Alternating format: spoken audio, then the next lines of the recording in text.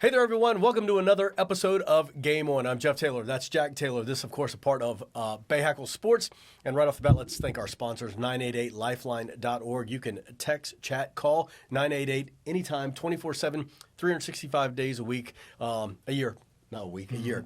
Hey, let's get through this together. And, of course, also North Carolina Medicaid. Thank them for jumping on as sponsors. And as always, Jack, how can people check us out? Yeah, of course. If you haven't already, make sure you go anywhere that you get your podcast, anywhere you listen, you can watch, whether it's Apple Podcasts, Spotify, any of those websites or any of those services, and of course our website as well, bayhacklesport.com. You can find us on Twitter as well, Instagram. Because if you're going to give us a subscribe to the podcast, go ahead and give us a follow, or a follow on Instagram or Twitter while you're at it. And comments too. Yeah. Whatever. We'd like to hear from you guys. If there's something we could do differently or something else we need to cover, let us know. However, it is fall. Yeah. It is Thanksgiving week. Yeah. It is football. Yes. And it's high school football. Basketball started up. We've already seen some games and covered some games. But when we talk about football, let's jump back to week 2 real quick. Mm-hmm. And we look at some of the games that took place. I think the first one that surprised me was really, Huff and Indy. Yeah. Our game of the week. I knew Huff was good. Mm-hmm. I knew Indy was good. Mm-hmm. And I knew Indy, the route they had taken through the playoffs last year. Mm-hmm. I didn't see that coming. No.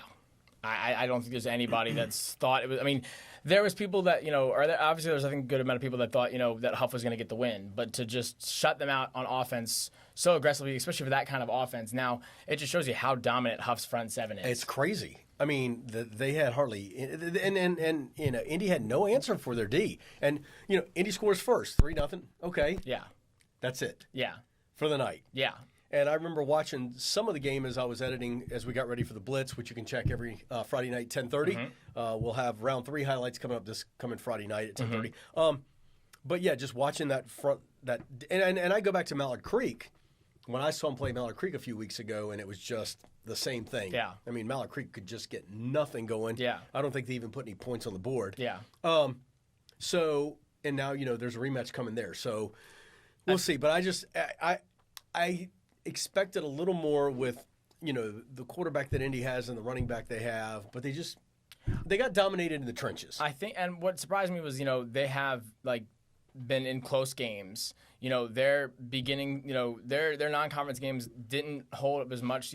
Both teams played Myers Park within the first 2 weeks of the season. Right. Of course, Huff had their game against Northwestern. Huff was undefeated, is currently undefeated in North Carolina. They haven't lost to a single North Carolina team, only losing to Northwestern, who's also undefeated. But I think what really hurt for Independence, not having Dallas Brandon in the game. That's your best defender, one of your best players on your team, your middle linebacker, the captain of your team. Yeah, I get it. And at such a young age, and he's an integral piece to that defense, and so not having him in that lineup definitely, and then once Huff gets going, I mean, you are very hard pressed to stop them. And at some point, it deflates you. It does. At some point, and I know too, and I don't know about where you were at, because I was at J.M. Robinson and stuff too. It was cold. Yeah. And it was windy. Yeah. And that's the type of football where if you've got, you can win in the trenches, and you know what I'm saying. No, absolutely. Just start to really just kind of pound it and wear somebody out. The weather doesn't help. That's the scary thing about Huff is that last year there were some questions about Trey Blakeney at quarterback. He had some inconsistencies, his holding the ball a bit too long. But this year, I mean, that offense, and that was also overall questions with Huff offense in general. Their defense was always stout, but their offense struggled to get points on the board. This year, they're blowing teams out of the water. They're rolling, and so on we go. That was a little surprising. Kudos to Mallard Creek. Mm-hmm. They go up to the mountains. They go to Watauga and take care of business. And, Coach Tinsley, I mean, they've got the formidable task now of going back to Huff. Yeah. And they got crushed, like I said, the last time they played. But when you win 2 games in the playoffs and you can get on a roll and you take that momentum with you, so be it. I don't think it's going to happen, but I don't know that it will be the same game as it was last time.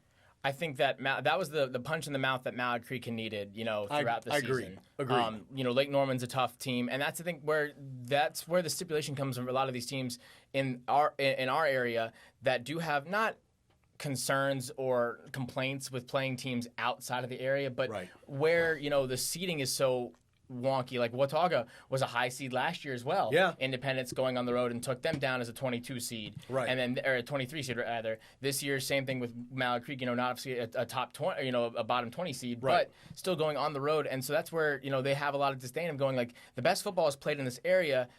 Rank it as such, and so it'll be interesting to see how the new districting and how the new conferences are going to supplement that. But I think that, that's the thing. Mallard Creek's defense has to show up to play. Mallard Creek has had, they had an incredibly tough strength of schedule from the beginning half, from their non-conference, playing some big games, winning games that they should have won last year. Right. That they, the West Charlotte game, they win it this year. Right. No questions there. Taking down Chambers. I think the problem for for Mallard Creek is that. Don't get me wrong, West Charlotte's in the playoffs, and I think they're playing lights out. But I think that that conference didn't tout as many high-powered teams as it has in the past. North Meck was kind of an up-and-down team. Chambers, was trying to figure out what they were doing all season long. So the strength of schedule inside the conference, like Huff was able to roll through them. Mallard Creek was able to roll through them. Now they've gotten good games in Lake Norman. Huff hasn't seen, a close game since week 1. Right. So if Mallard Creek can keep it close, I think have a slim chance, but I'm hard pressed to see that Huff doesn't, go on to this one. But it'll be a big game. I think regardless. after what Huff did to Indy, I feel sorry for anybody who has to go to Huff and play. But don't ever count Coach Tinsley out. Listen, we've talked to him many a times, and listen, he's built a culture there. He's got the Creek back to where they were. Yeah. He knows how to get the job done, and so we'll see. There are some other big upsets too.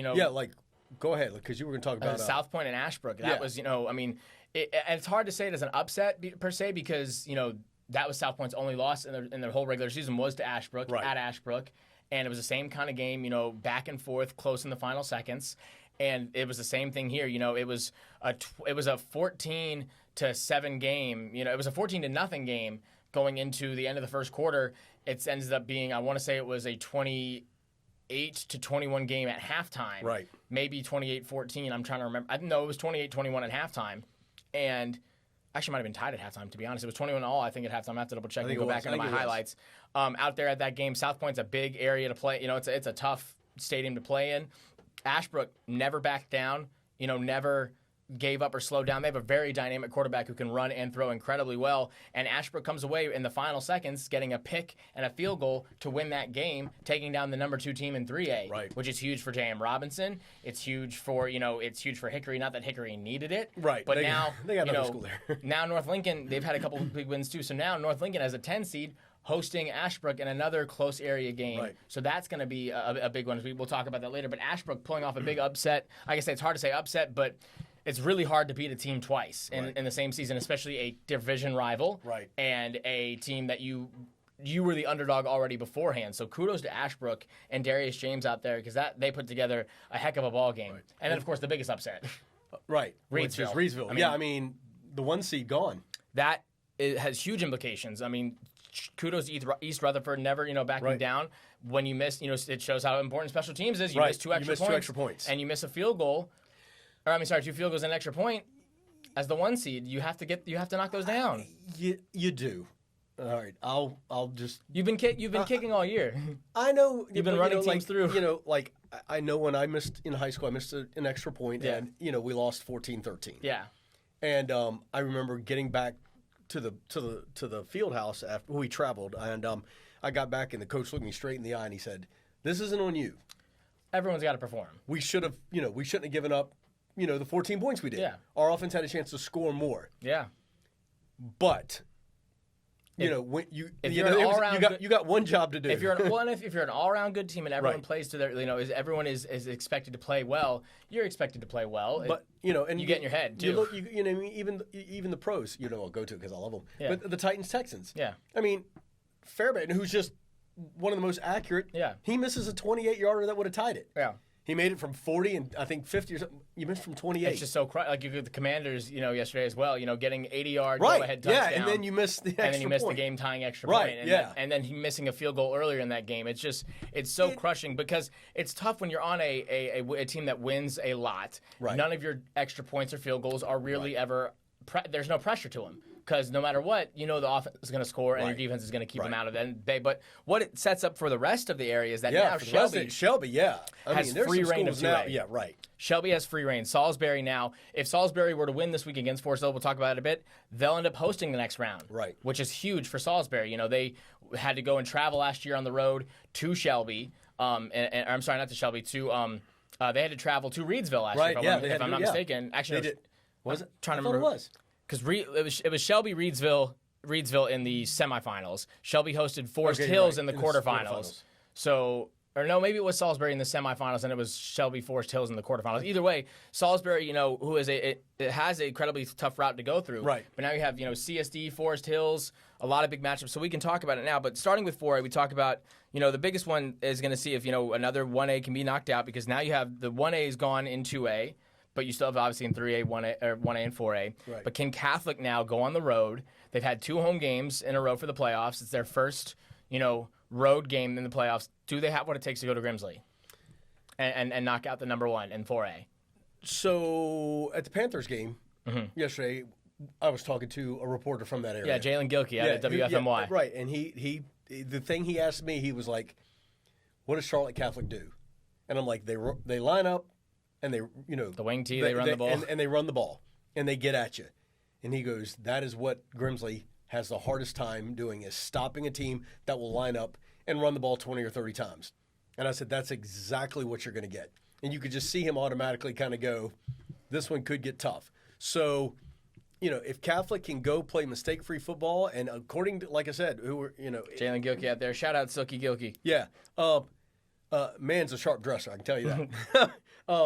But, from what he said, that's the perfect recipe to beat Grimsley, is that run the ball, keep the Grimsley offense off, play good D, and we know that's exactly what Charlotte Catholic's formula is to run the ball, stay in ball games, and do what they need to do. So is it a stretch? I don't think so. No, I mean, that's what we saw. That's how Weddington, was able to take down Grimsley last year. Right. Grimsley, of course, being the 4 seed last year in our area. But, Grimsley beat Huff last year, and so the Huff is, was not the best. We talked about their offense last year, but in the 4th round, Weddington, who all they do is run the ball. Right. And so that was a huge game for, Weddington, and it could be the same thing with Grimsley, is to show that, all right, if Charlotte Catholic, which that's what they do, is run the ball well. I'm looking at, while I was looking at the 4A brackets from last year, I'm looking at the 2A as well, just because I wanted to make sure and see who ended up. It was, let's see. Shelby did play Salisbury. That's what I thought. And Salisbury last year was the 2 seed. Shelby was the 7 seed. Shelby was the underdog in that game. Okay. Shelby went to Salisbury to get that win. So now Shelby being the higher ranked seed, because they've just continued to grow as a program over there. Right. But that was how that went down last year. But regardless, Grimsley has been a completely different ball team. But if they, again, if the run is that big of a weakness, that's what Charlotte Catholic does. They have a 4 horsemen, kind of running formula. back. Nick Bierman can run the ball well. You have their quarterback he can roll out and run the ball well. You have running backs in every area. Yep. So that could be a big game. Then of course, we talked about Huff Mallard Creek. That would be, whoever wins. If Grimsley were to win, Huff and or Mallard Creek has to travel. Right. Huff losing to Grimsley on the road last year. Being, of course, Grimsley being the 4 seed, Huff being the 5 seed. I don't know if anybody's going to get in the way of Huff. Well, that was last year Huff couldn't score enough points. Their defense, Huff Weddington would be interesting, but of course we have to get there. You have to get there first. Yeah. So those are going to be really big games in that one. As you keep going down, Mooresville has to travel for the first time. Mooresville, with new first year head coach out there who's been putting together a pretty good resume into what he's needed to do in his first year. Right. Mooresville, a huge upset last year in the I believe it was the 2nd or 3rd round, against Mount Tabor. And so Zach Mayo's got them playing a different type of ball game out there. We saw, how much, their running attack was able to take over the game, because they saw, in probably one of their more competitive teams, because it was close there. It was 10-10 at half. Yeah. It was a 10-10 game at halftime, and saw, we saw for the first time a team run down and actually, score on them early in the game and not let it be a blowout. So was that the punch in the mouth that Mooresville needs, as they have to travel to East Forsyth this week? But it's their attack, too, that won that ball game. Absolutely. I mean, they keep grinding out. They're going to grind it, and those are the teams a lot of times that get into those 24-17 ball games, 17-10 ball games. Because then they just took over, from the second half. It was still, they wore them down. I mean, it was still, but in the end, you wear them out. Yeah. And that's just what Mooresville, I've watched them a couple of times now in person this year, and that's who they are. Yeah. That's, lunch pail. We're going to run it down your throats. Yep. And just keep pounding and keep pounding and keep pounding. And then Weddington, of course, hosting Northern Guilford. They've seen two teams in the area, in A.L. Brown and Sun Valley, and I think both of those teams will give, especially Sun Valley, I think would give Weddington as much competition and as much, as Northern Guilford would. Right. It's a hard place to come into play. Weddington's going to be at home up until, if they have to go to Grimsley. So I don't see any way that they're going to just continue to do what they do offensively. They ran all around Sun Valley. And listen, Coach Quinn out there is not going to let it get to their head. No. He's going to have them ready. Yeah. They do have that one game at a time mentality. Actually, before they kicked off last week, that's what was on the sideline was. Yeah. Let's go out and play ball. Yeah. And go from the get-go. And I think you can talk about their offense, their running attack, their defense, but I think Gregory Fee, you didn't know. Listen, the kid's got an arm. You didn't know what it was going to be trying to replace, Tyler Budge? Yeah, I was going to say, you didn't know what it was going to be replacing Tyler Budge and the way he played, but it looks just like a carbon copy out there. I had to take a double take when I was out there. Yeah, you're like, did he get a super senior year or something like that? Wait, who is this? Right. So then you go 3, of course, another 1A or another number 1 seed, Irwin, West Charlotte traveling for the first time this season, seeing West Varan, seeing Hunter Huss, two teams in the area. Right. Now they have to travel for the first time, and, they out of the gates, there was the 2 weeks in a row they've scored off the very first play of scrimmage for their offense. It's a way to get it done. West Rowan drove down the field, ended up having to settle for a field goal. Right. And then they put up, I think, one extra touchdown maybe in the second half in garbage time, and West Charlotte just ran away with it. If they continue to play the way that they do, they can fire on all cylinders, but is it going to be enough to take down the number 1 team in Irwin? Because last year, they went out to Crest. We remember that heartbreaking game out at Crest in the 2 seed. And that game ending, right at the very, very, very end. So they've been in tough situations on the road. I think it's when you get to this part of the season, your emotions got to stay in check. Yeah. So how does this game start? Yeah. Like you mentioned, out of the gate, boom. Yeah. But how does this one start? Keep your emotions in check, which we know, Coach Reiner will do. Oh yeah, I saw him. After the first play, he'll keep them in check. After the first play, when they scored. They didn't even get a sideline warning, but of course West Charlotte's going to get their sideline gets into it. They get animated. They get animated. Yes. And he was screaming at them, red in the face, saying, "If you get on the sideline, if you run into a ref, if you get on the field, that's 15 penalty yards for us, and that's unacceptable." Right. And so that was the very first play, and he's screaming at him to get off the sideline. I don't know that I want to face Coach Griner if I've done something wrong. No, not at all. Or something. Like stupid. Yeah. I don't want to say it, but it's just no. So I think it's the season. As more and more that your season could come to an end. Mm-hmm. How do you keep your emotions in check? Yeah. Especially going and doing what they're going to have to do Friday night. Yeah. Then you've got in the other side. So then the winner of that game will take on the winner of J.M. Robinson versus Dudley. And this is the team that J.M. Robinson has been waiting on since last year. The roles were reversed. Dudley was 4, Robinson was 5. Now Robinson's 4, Dudley's 5. They lose on the road. Right. And they had a team that was firing on all cylinders up at that point.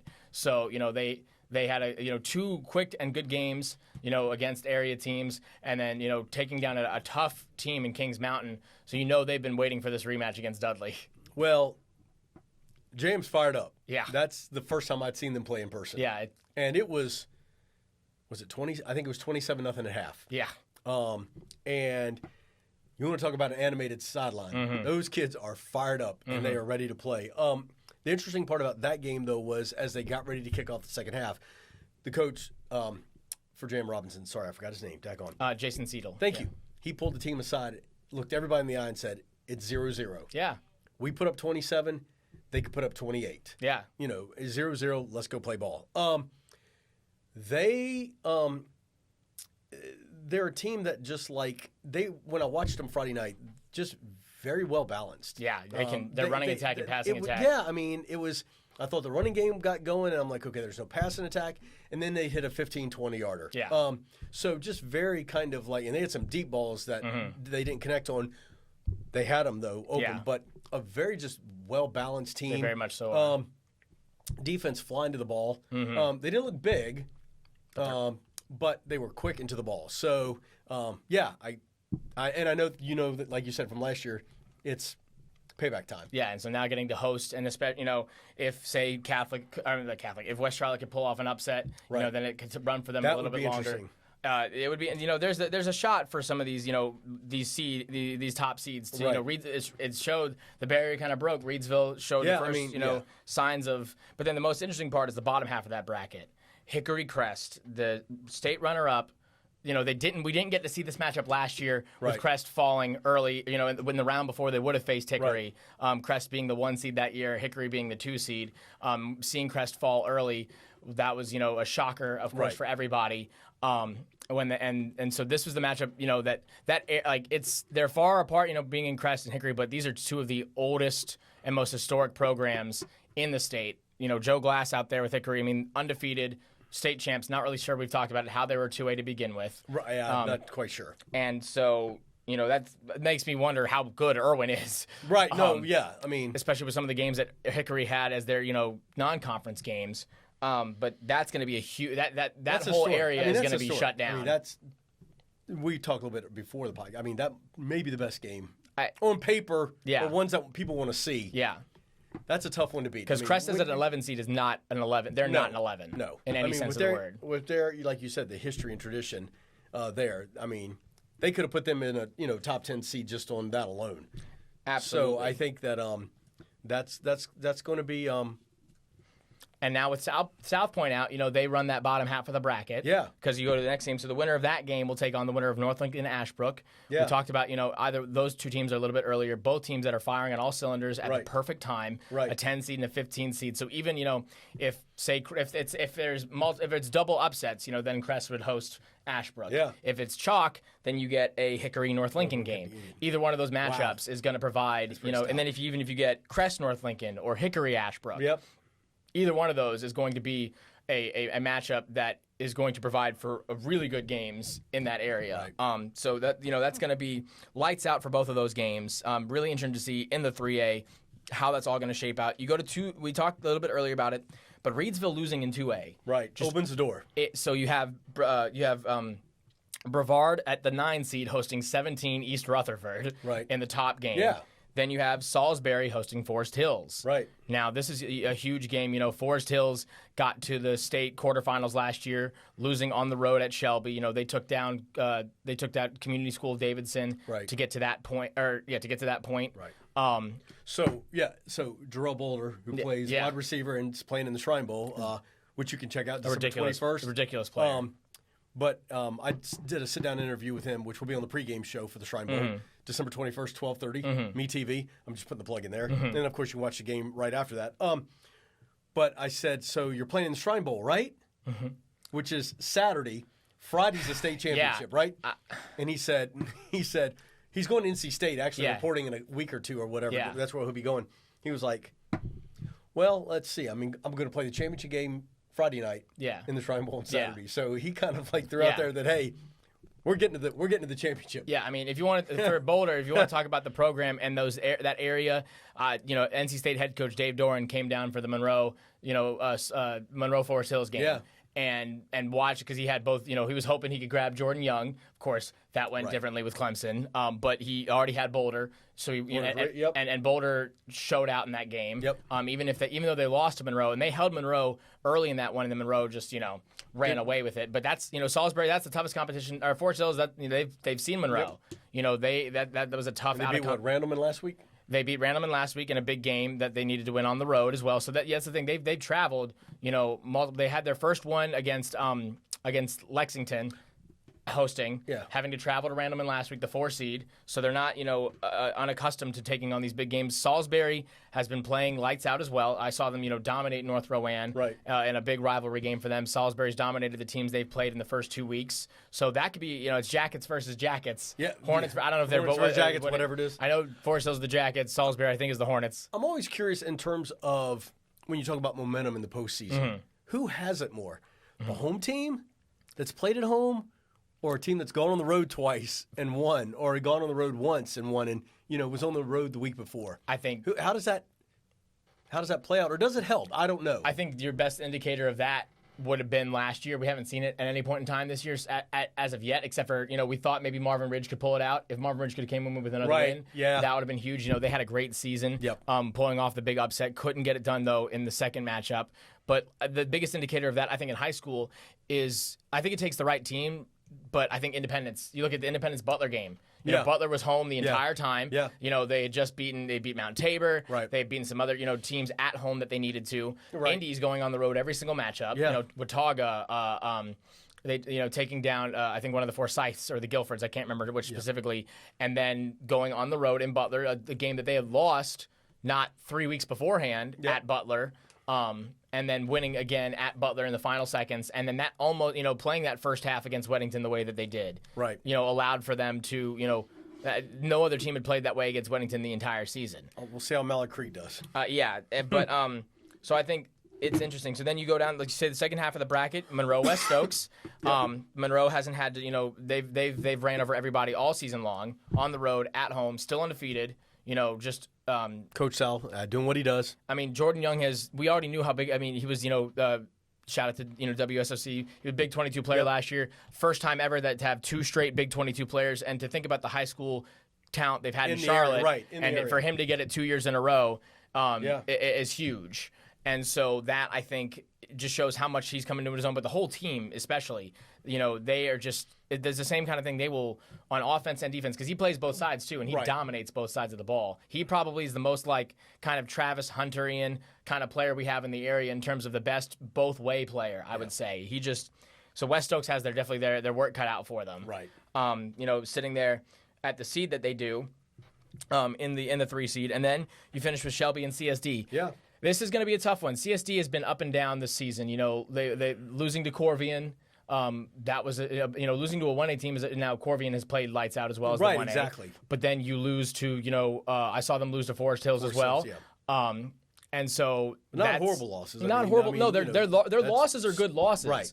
And they've gone, beating Mount Pleasant last week on the road. This is going to be, I think, your biggest indicator has the going on the road. Right. Because, they host Bandy's the first week. Right. Then they go on the road to Mount Pleasant, which was a good football team and put together a good season. Whereas Shelby has just been staying home every week. Shelby had, I'm trying to remember who he had last week. I can't remember. Shelby had Maiden last week. Yep. Maiden, and so which Shelby good is, win, man. That's the thing. Shelby has seen some not patty cake teams. Maiden coming off the win against Lincolnton on the road, going out and then going up against Shelby.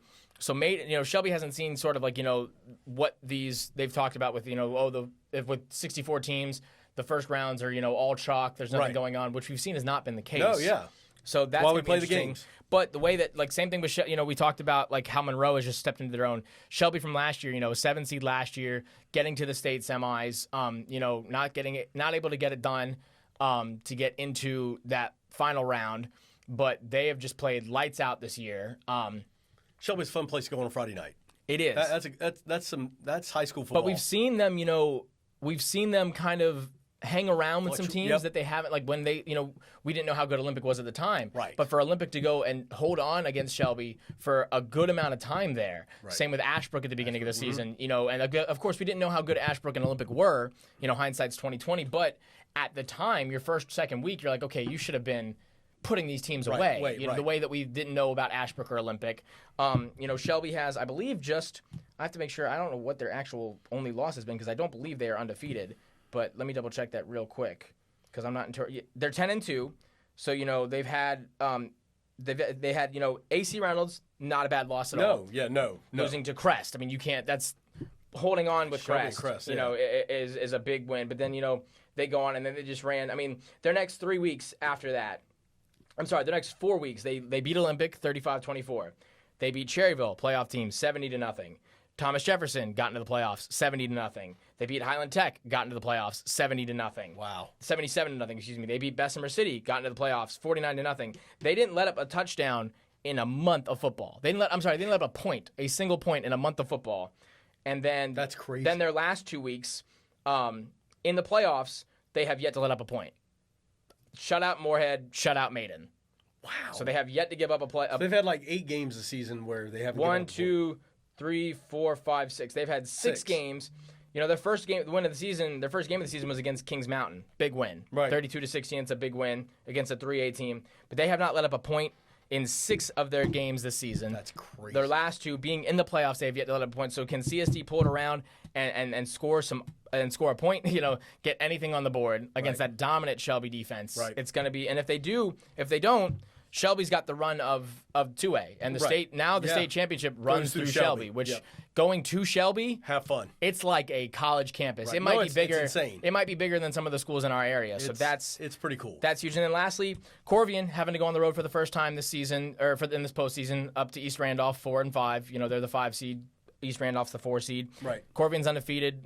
I would be shocked if they drop this. This could be their punch in the mouth game. Right. It's not a trap game per se because they are the underdog, but this could be your biggest test so far. They handled CSD, like we said. That was a huge win against CSD and your pseudo conference rival. Right. And taking down a 2A as the 1A, that's a huge win for them. Corvian has had, they beat some 4A teams now. Right. They beat Garinger at the beginning of the year. Right. They beat Valentine Ridge at the beginning of the year. They beat, some teams, Harding, they beat some 4A teams coming in. And as a 1A team to beat a 4A team, it's impressive. That's impressive. So it's going to be a really good week of football. And I think what's really cool, the thing that we didn't really notice and think about when they extended the playoffs, we were like, oh, crap, well, that's going to run over, spill into the Shrine Bowl or spill into, the Queen City Senior Bowl. Yeah, exactly. Or at a Christmas. Yeah. But the cool part about that is that, when you play high school football, you know it, and I knew it as well. One of the coolest things in that experience is getting to practice on Thanksgiving. Thanksgiving Day, Thanksgiving week. I remember, yep. And so now, and that normally meant, especially like with us, when I was in school, that was like quarterfinals or semis. I was going to say because we did not have that many teams in the playoffs. Right. I think it was maybe. I want to say it was quarters. It might have been 32 teams in the whole class, not 64. Right. But I don't think it was 16. No, I think it was 32. They were the quarterfinals. We were taking on Mallard Creek. That was the second or first year of their three-peat year. I can't remember which. But you had guys, I want to say it was their third. You had, Jordan Davis. Right. You had, ridiculous human beings on that team. But regardless, that was a cold night. But practicing on Thanksgiving is an incredibly fun experience. Yeah. And so now with these teams, moms may not like it. Yeah, they might not like it. Dads Family, too. but I know. But the dads and the grandparents, they might come out and like it. So then getting to do that, just going into the Sweet 16, I think is a really cool experience that a lot of these kids, these seniors. Never thought they would get. Some of them never thought they would get. East Rutherford getting to play on Thanksgiving, right? Is on the Black Friday is a huge thing. Teams that didn't think they were going to get this far playing on Black Friday is a big thing. It's a big landmark for high school football is getting to play on Thanksgiving week. So I do think that out of all of the craziness that incurred, that's really cool. No, absolutely. And then also we don't want to mention South Carolina as well. We still have 2 teams in the area, and South Point having to travel to Daniel. Yeah. So hopefully they can pull that win out, being the 3 South seed. Point with an E. With an E, yes. And then, of course, Northwestern. Indian Land, kudos on their season, getting that first playoff win, first home playoff win in history, the first round. Right. But Northwestern's Northwestern. So Northwestern then hosting, I don't even know who they are, but it doesn't really matter. Right. They're undefeated. They've been rolling through everybody. So definitely still some South Carolina teams in the mix. But it's going to be, I think, this week is going to be very interesting, and then next week is going to be even more interesting because when we talk about, we didn't look too far ahead, but when you think about what some of these matchups could be, potential Mooresville, Weddington, potential, Weddington. Not it would be Huff Grimsley. Huff Grimsley, sorry. But Mooresville, Weddington, a potential, That's what I meant, Mooresville, Weddington. Mooresville, Weddington. That's the popcorn game.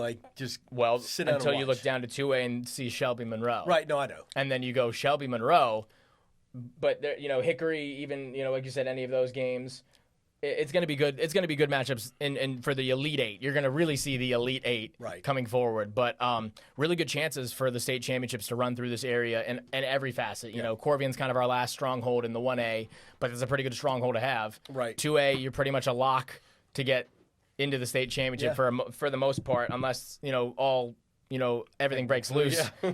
3A, you've got some really good chances. 4A, you've got some good chances. So a lot to look forward to. All right, well, cool. And of course, Friday night, 10:30, the Blitz, WCCB. We will have a recap of games in our area, scores, kind of talk about what's going to pan out for the following week, and also just a quick reminder, something cool that is happening on Saturday at Charlotte Christian High School is the Elite All-Star Middle School game. Yeah. A gentleman I know by the name of Glenn DeVoe runs something called Camp Lyman. He's been doing this game now for I want to say 14 years. Yeah. Middle school kids from all over the Southeast. They have to be nominated and voted on and stuff. It's just a great thing. Check our website. We'll have a link. If you go to Bay Hackle Sports, I'll put up some info about it, but it's out at Charlotte Christian on Saturday. My youngest played in it, and it's just a really cool deal to see all these kids come together. It's over 80 kids. They practice Wednesday and Thursday. Yeah. And I think they have 3 practices. Yeah. But it's almost like the other. It's a almost like variable the triangle where it's yeah, like say. you've got coaches who are bringing together 80 kids. Yeah. 3 days putting in an offense, and boom, It's a sight to behold. gone. And it's pretty cool. So, all right, hey, listen, that is it for this episode of Game On. Thanks for joining us. Thanks to our sponsors, 988lifeline.org, NC Medicaid. Of course, as Jack mentioned at the beginning, wherever you listen or watch your podcast, go there, check us out, subscribe, like, comment. We'd love to hear from you because you guys are what keeps us going. And, hey, we are Thanksgiving weeks. Happy Thanksgiving. Yep. Enjoy the football. Enjoy your family. Enjoy your friends. Enjoy the food. We will see you next week on Game On.